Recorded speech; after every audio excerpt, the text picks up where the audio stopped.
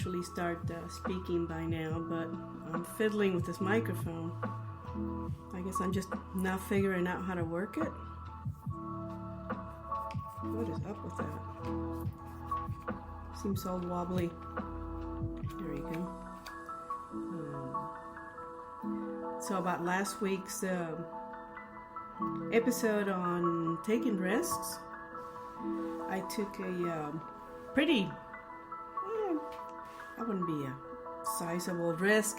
I've taken it before, but it seems to me that it was kind of dumb. It has to do about my swimming. The challenge for the American Cancer Society 15-mile swim challenge.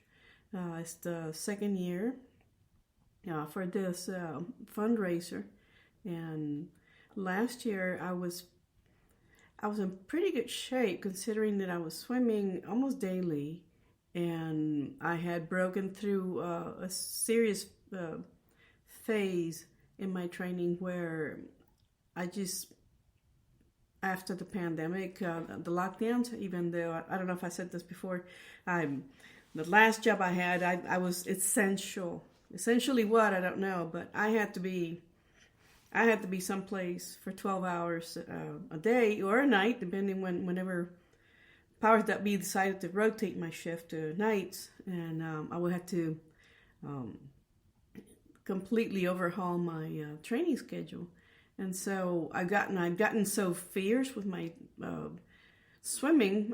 I got a coaching app, and that really added structure to my workouts, to where it was just killing these workouts. I was adding speed drills. I was doing all kinds of stuff, and I was in relatively decent shape where swimming was no longer the pathetic struggle that it was in the beginning.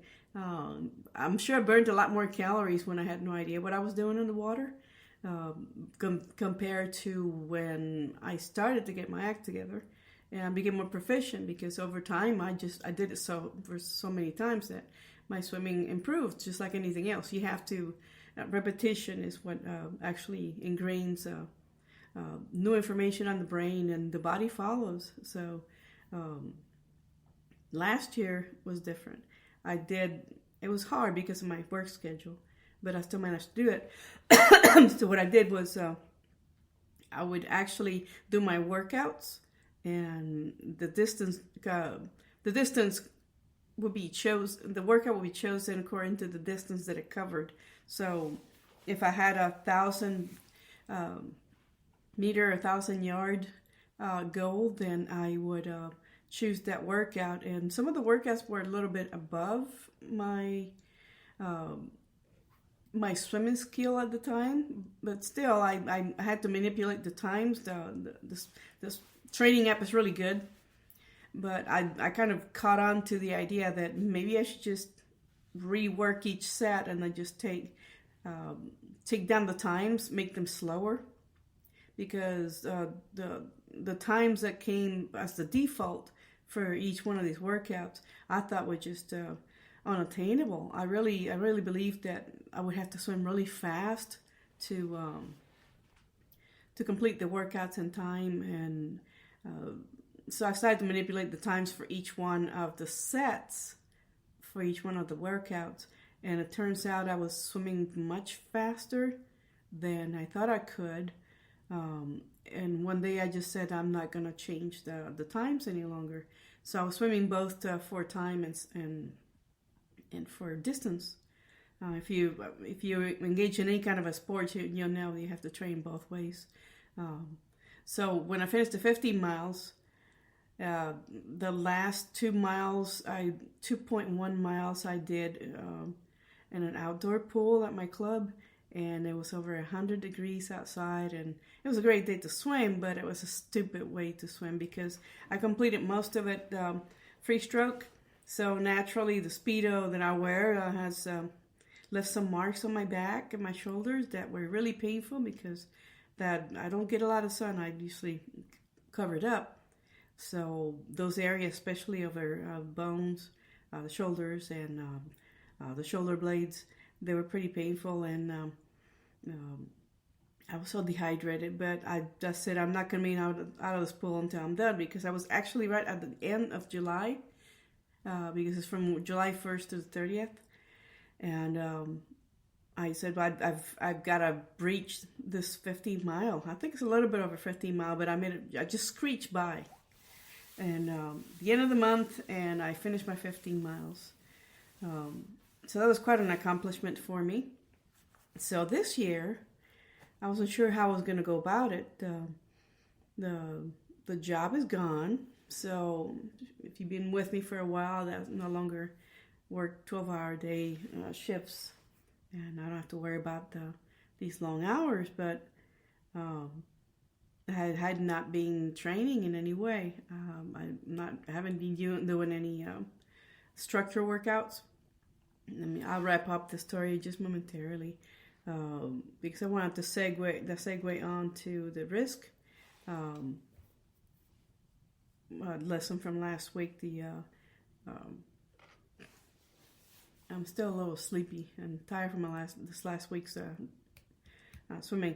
So I sound a little sluggish. There's a couple of reasons for that. So I haven't had coffee yet. And this is, I record in the morning sometimes. Mainly because that's probably the best time. It's quiet time.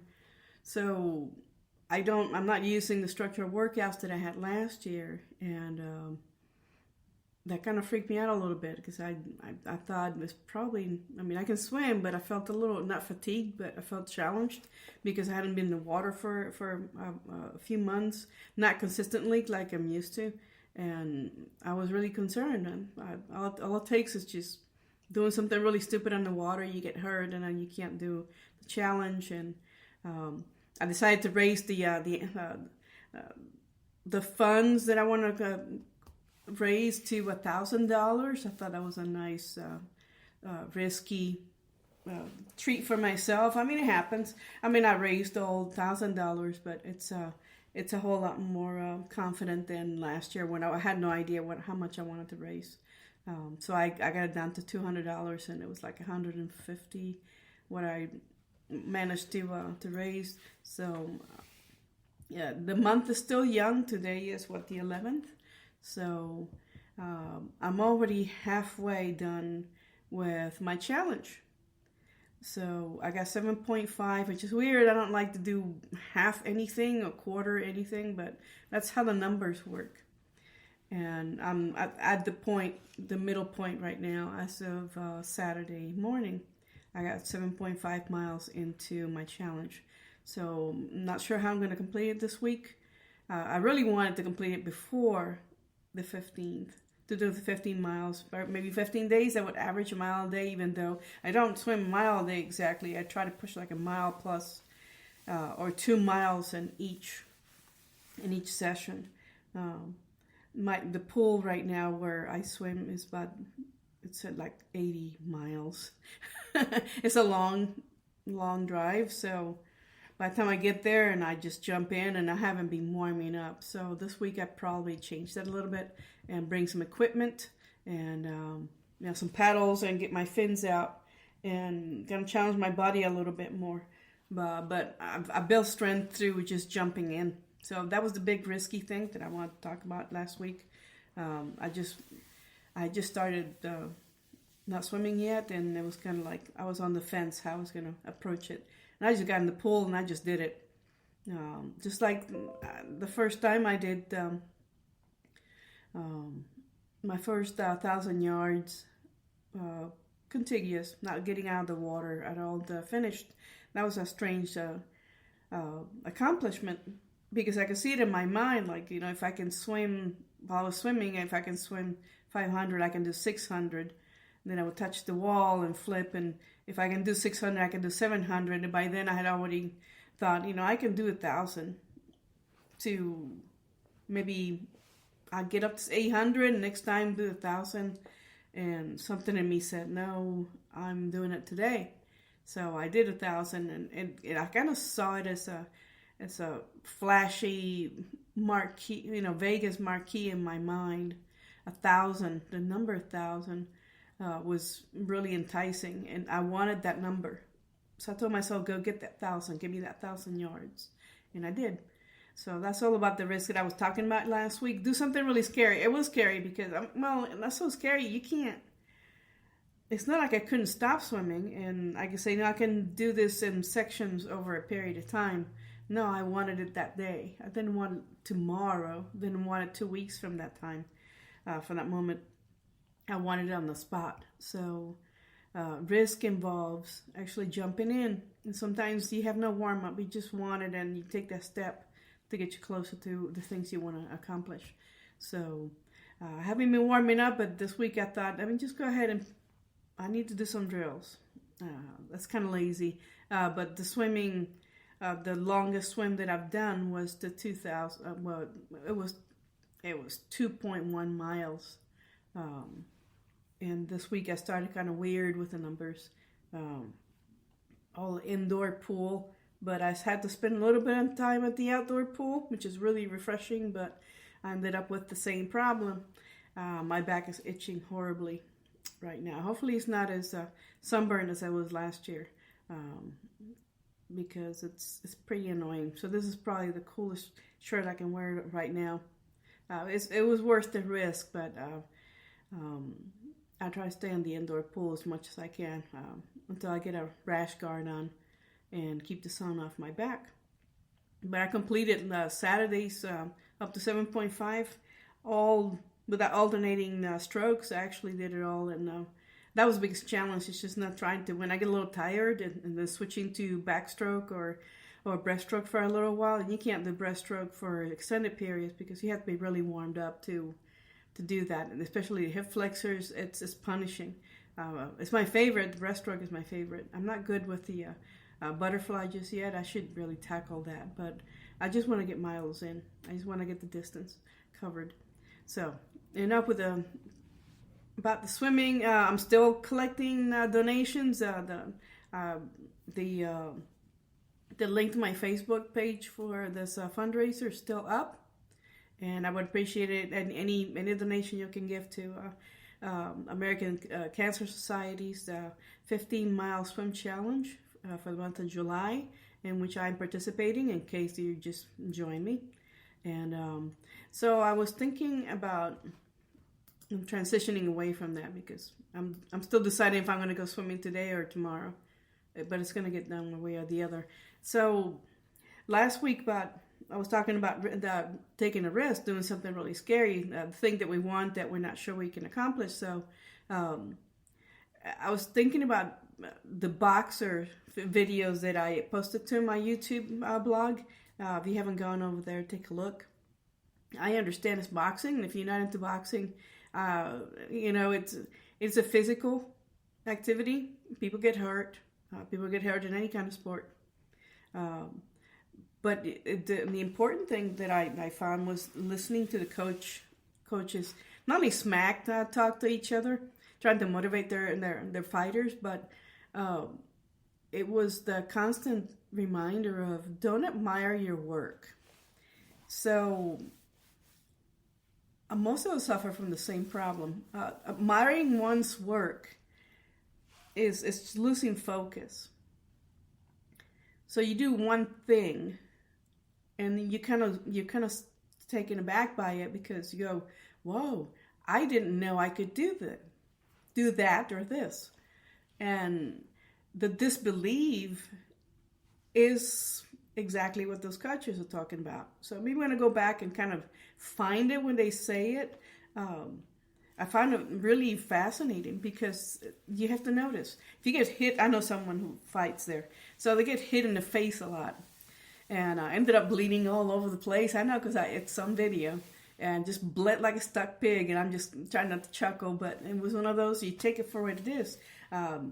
Person I know kept fighting.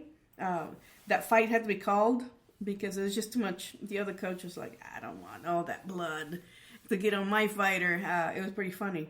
But just was bleeding profusely, but was willing to take that. But don't admire your work. when you get hit in the face like that, just use an example of boxing, because it's pretty obvious. You're not paying attention to what you have to do. You have to watch that your opponent. When you land the punch, and I'll translate that to some of the activity you want to engage in. When you land something that you're pursuing, you can't, or you shouldn't, stop the action to admire what you just did. So the point is, you have to keep going. So when you do well, and I tell people that I coach, you have to double down on the good stuff. When you succeed at something, you have to double down. You have to do more of what got you there and keep going. You can't say, well, I can't, like I said just now, I can't believe I just did this. That should never be part of your vocabulary. You should get rid of it today. If you wanna be successful, you wanna have a joyful life, I promise you, you have to suspend all forms of disbelief. You have to get rid of that. You have to stop not believing. So if you did it, then that means you can do more. And that would more will follow the first one and the third and second, fourth. Every time you repeat that same process, what you just did, you can do because you just did it. You're your own witness. That's all the connection you need to make between the brain and the body. It's done.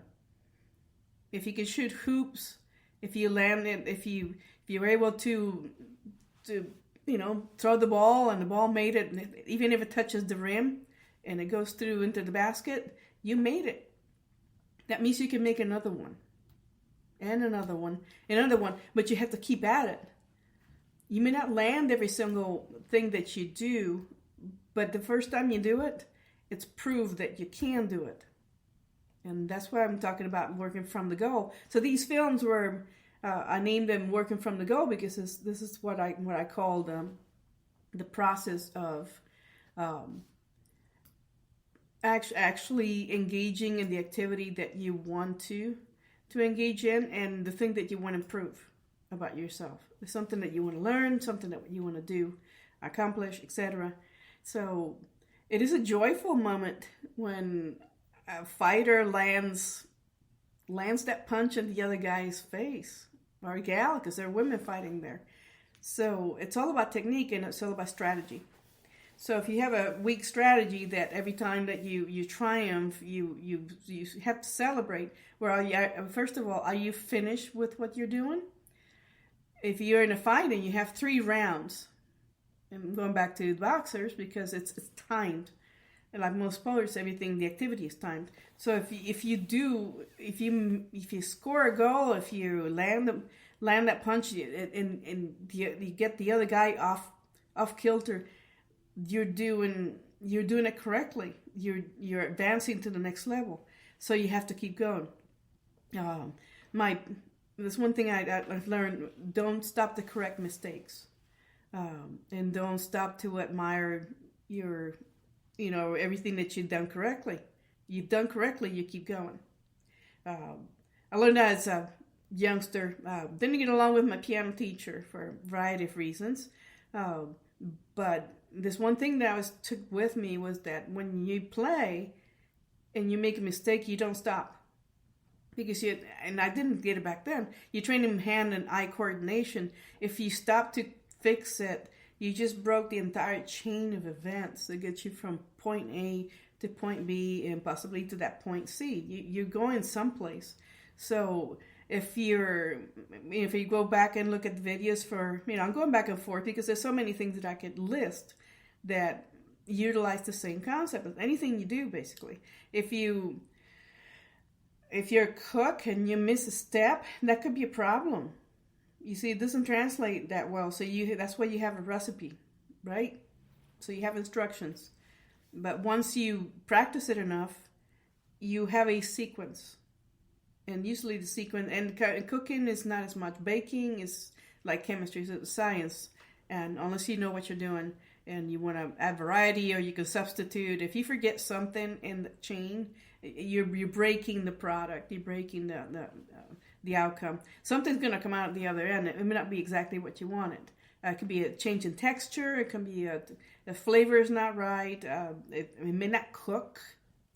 It may not, your baking may take longer because you missed an ingredient. That's happened to me a few times.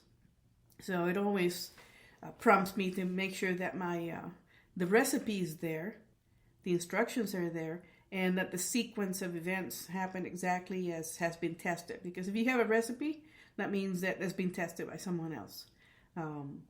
So with this, with a fight, with the swimming, there's always a recipe. There's a series of steps. I took a series of steps, and then from one place that I was, pretty low on the totem pole, and I moved up because I had to continue pushing to the next level. So had I just gone from using the pool noodle, go back to swimming for a moment, and that's how I started. I forced myself to get in the pool. First of all, was convincing myself to wear a bathing suit in public again. That was the biggest problem that I had. That was a big setback. Now I'm not going to be in public. No, nobody cares. And it takes a while to figure out that nobody cares what you look like. And if they do, it's none of your business. As long as they're not telling you directly, why does that affect you? So I had to go over these steps a lot. Like, put your suit on. I went from one suit to another, and I needed to get in the pool. I wanted to learn to swim well so I could train to run triathlon. I couldn't do that if I didn't know how to swim. So that was a convincing factor. So I couldn't just start and then stay with the pool noodle. You can't stay there forever. You're not going to be able to swim. And I'm seeing at my pool recently, other adults doing the same thing. Like, they get the flotation devices and all that. I never laugh at that because I may be in the process of losing the fear. And I talked about fear a couple of weeks ago, but losing that fear of doing the thing that you want to be. And remember that you cannot be something unless you become it. So to be a swimmer, I had to get in the water, and I had to navigate through all that, the fear and the terror of just thinking of myself in a swimsuit. I don't look in the mirror. I just make sure the body parts are covered. And I just get in the water. And in the water, everything's perfect. I mean, there's work, there's resistance, but that's why you're there. Not to conquer it, but to work with it.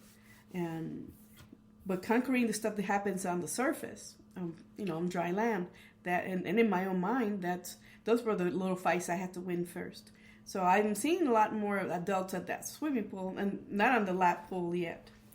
That's where the warm pool is. I've gotten away from it, and I go in the cold pool because that's what swimmers do, that you swim in the cold water. So the casual swimmer, they're not going to like that. It's a heated pool, but it's not as warm as the leisure pool.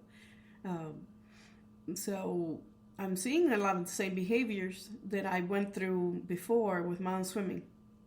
And I had to believe that I was a swimmer. Sometimes I catch myself like, yeah, I kind of do. I get in the water and I swim, and I realized I became a swimmer. It was kind of hard to articulate to people that, yeah, I swim. They look at me, they probably think, well, you don't have the swimmer body, but you see me in the water, I'm swimming. 3 years ago, or however long it's been since I started, that wasn't the case. I mean, I could float on my back and tread water like crazy, but I was not actually doing the act of swimming. I learned quite a bit from that time. So you have to believe in that you are indeed the thing you want to be. So it could be anything. And I use the example of the boxers because the only way to become a boxer is like anything else. Yes, you have to train and then get basics, and then you actually have to step into the ring at some point. And that's the kind of risk that I was talking about last week. So you have to believe at all times. And the only way to catch you into the next stage is if you have to keep going. Once you establish that line, that path, you have to keep going. You cannot stop and correct mistakes. You cannot live that mistake over.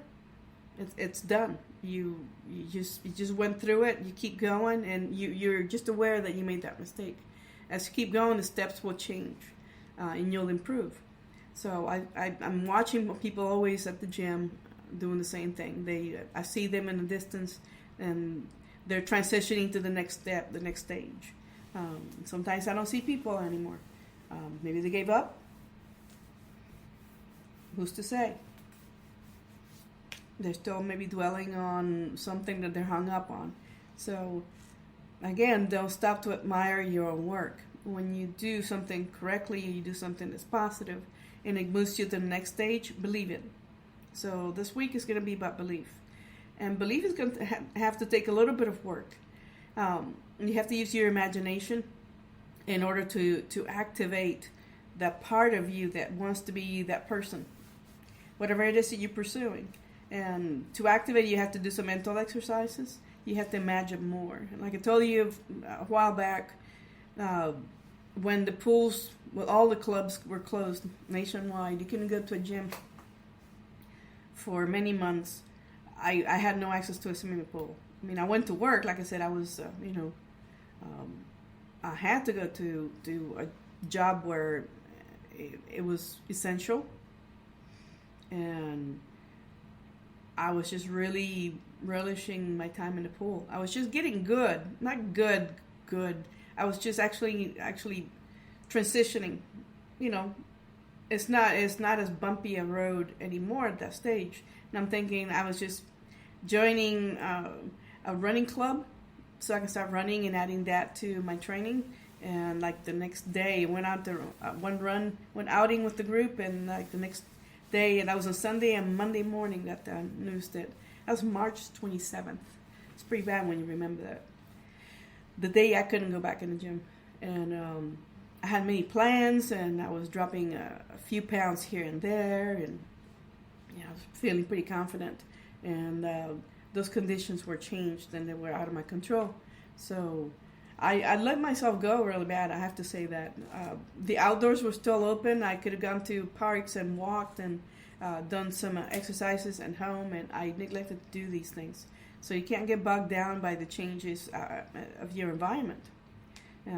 So I let that happen. Many people did the same thing. Like I said, there was no excuse, but I worked long hours, and there was a lot of stress, and I added that to my kit of excuses not to get out there. But swimming was the thing that I dreamed about the most. I had to figure out a way to swim and swim effectively, to swim better. So come July, the clubs were opening again, same year. And just as soon as I got that email, I was gathering my gear. 2 days later, I was off from work, and I went right back in the pool. But I was concerned that I wouldn't be able to swim like I did before because I hadn't been in the water. So what happened was that during the time that I was not able to access a pool, I was swimming in my own mind. And I know that sounds strange, but I keep stressing that everything happens in the mind first. So if it happens in the mind first, then I shouldn't be afraid to do just that, swim in my own mind. And I watched a lot of the great swimmers, people that I follow on social media, swim in videos. And from the videos went to my dreams.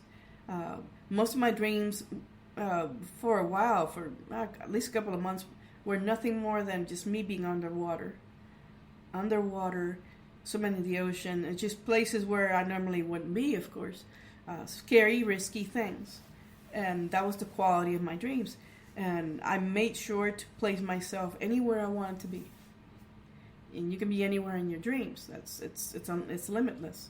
So I dreamed myself into a better swimmer to the months that I was not able to be in the pool. So the body may not have been executing these swimming drills, but I was.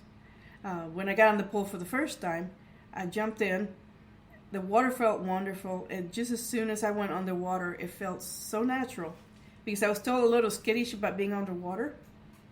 Not just breathing and alternating and all that. I was kind of making my way to be better, swimmer.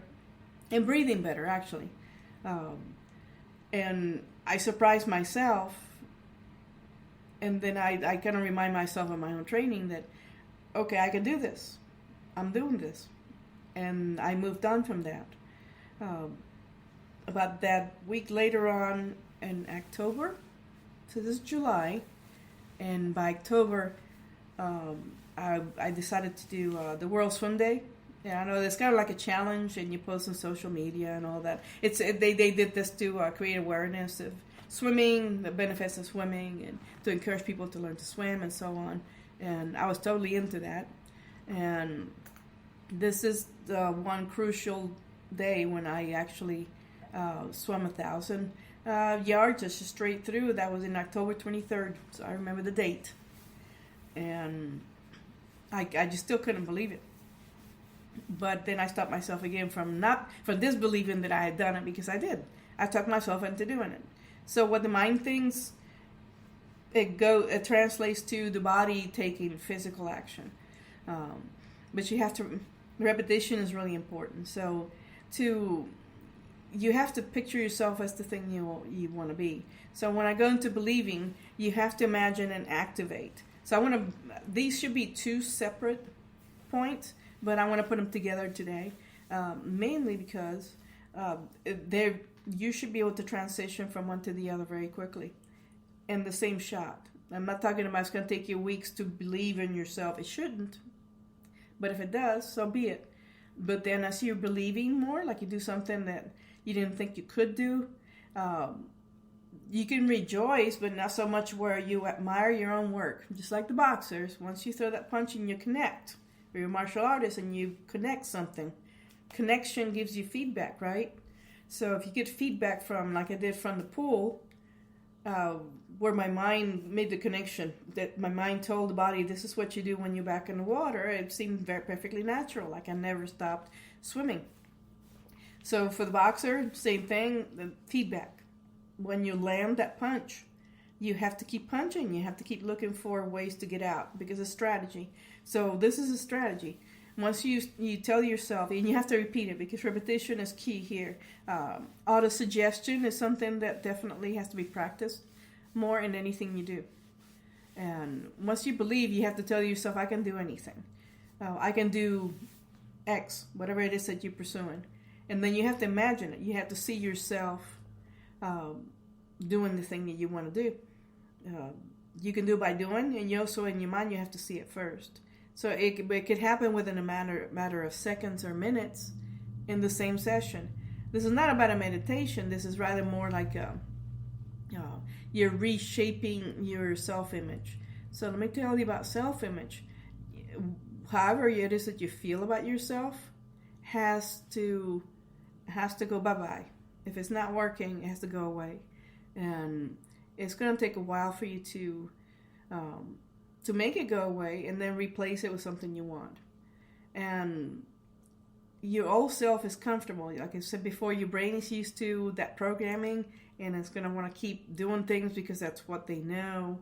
And you need to get away from that. So you cannot outperform or outpace how you see yourself, being your self-image. So you have to change it. And you have to convince your brain that the new programming is the best programming. And it's going to take bits and pieces. You can't just override it completely. Believe me, you may be going back to old habits very quickly. Just as soon as you think you've changed something, you're going back to the way you used to act. So let me tell you about this. It's an example. Auto-suggestion is something that it's in the list. It's a tall one, the same. So you have believe and imagine, and then activate. And the activation point is mainly the fact that you have to act the part. It could be small. It doesn't have to be full-blown, I'm going to... Well, you could. I've seen people actually step into whatever role they want. They dress a part, they act a part. And you really shouldn't mock them, because I don't know what they're going through. You know, that this point of always trying to see other in a weird light, like they're doing something that doesn't fit into any box. that's probably working into crafting their own selves, crafting the best expression of themselves. So you never know when people you encounter them that way. I was reading about a study that was done about lying, and the thing is, if you've heard the saying, if you tell a lie enough times, it becomes a truth. Yeah, repetition is key. So it can be used for good things, for bad things. So if you tell yourself that you're not so good at something over and over and over, the brain believes it, latches onto it. It's comfortable. It gives you exactly what you're saying you are. Your real life physical results are going to show that you're not good at whatever it is you say you're not good at. You're going to see it all over the place. If you don't believe me, look around. Whatever it is you're trying to fix. If it's still there, well, then likely this is your self-image. You still see yourself as the person you don't want to be. So the scientist, I think it was done in the UK, and I think the study had 164 subjects, and they were fed questions about hot button opinions, things that are happening today, just current events. So they had the part of the group were supposed to actually lie. It's telling how a lie takes more brain power to ingrain, to actually become something that's considered to be a truth. So what the scientists basically, I'm not going to read the whole thing, what the scientists did basically, they divided two groups, people who are lying, flat out lying, and the one who are telling the truth. So then their study, they say that the brain actually giving an opinion on an explosive issue to see if basically they give them a hot topic to talk about, and they give them a response there, and the scientists are trying to figure out who's lying and who's not lying. So they also had some people memorize things like a license plate, and they added one more thing. So we're talking about one task, right? So if somebody asks you about what do you think about speed limits. This isn't it. I just threw that in there. Speed limits on highways. Should it be 65 or 70 instead of 55? And then they added a second task. They said, but in the meantime, you also have to memorize something. Now, the first task doesn't involve memorizing anything because it's something that most people can talk about. So the second task was something really inane, like memorizing a license plate number, and then telling them this is really important for you to hang on to this information. So basically, what they found out is that the act of lying actually, the people could actually became really good at lying, at telling themselves that whatever that truth was a truth, whatever information that was supposed to be a truth, that if you introduce a secondary task, that would kind of weaken the brain's ability to actually maintain that lie. I found that to be interesting. So, in using this example, it's a little more complex than that, but they were asked questions and then they had to explain, and then the scientists would throw some information at them to see if they could throw them off and actually break down the lie pattern. When it comes to retraining your brain for something you want to do to change yourselves to the persons that you want to be, you cannot let anything be distracting in that way. So auto-suggestion is something that has to be practiced daily. And I know I mentioned before that using the mirror, it just drives it home when you look in the mirror and you tell yourself, this is what we're going to do. This is how I'm going to be from here on out. It just helps reinforce that image in your mind, and mind getting it reprogrammed to accept, I won't say the lie, but to accept the new reality. I call it that. So you have to be able to activate that. And the activation has to be something physical as well. So if you're going to be a swimmer, like I said, or a boxer, you actually have to take the first lesson. You have to be in the water. Now, if you want to be a runner, you have to go out and at least start walking. And walking would lead you eventually to running. And I can't take you tonight. I cannot take it beyond the imagine then activate. The activation has to happen. It should happen immediately. So if you're believing, the belief part is the hardest way. I would say the lie is the hardest thing to convince your brain that it's used to doing certain things in a certain way. But at the same time, if you convince yourself that you're the opposite of what you have been, that's the hardest part. It's believing in the lie. So it's kind of like a lie. If you call it a lie, then the brain knows what a lie is. Your intellect knows what a lie is. So how do we rephrase this? Before I let you go, you have to suspend all vestiges of disbelief. Like I said, if you land that job, you did a good interview, then that means you were a great interviewer. That means that you brought some value to that employer, and that's why they're hiring you. So as long as you believe that, then you can never say, I'm a terrible interviewer. I don't do interviews well. If you say that to yourself, then you won't interview well. So these are little examples. You have to work it on your own. I'm not working with you personally, but this is what you have to integrate into your practice. So again, you have to believe, and you have to then actively imagine, and then you have to activate it. So you have 3 things in one. This is your transition phase. You have to believe that you are who you want to be, and you have to do the thing to be the thing. So you actually have to. This is where the 3 combine. Yeah, so your imagination and your body, and then you have to tell your programming, this is a new thing. So the risk factor was last week, and it's going to make things scary, but scary is what you're looking for, because scary is what's going to help you grow, and growth is what we're looking for to achieve here.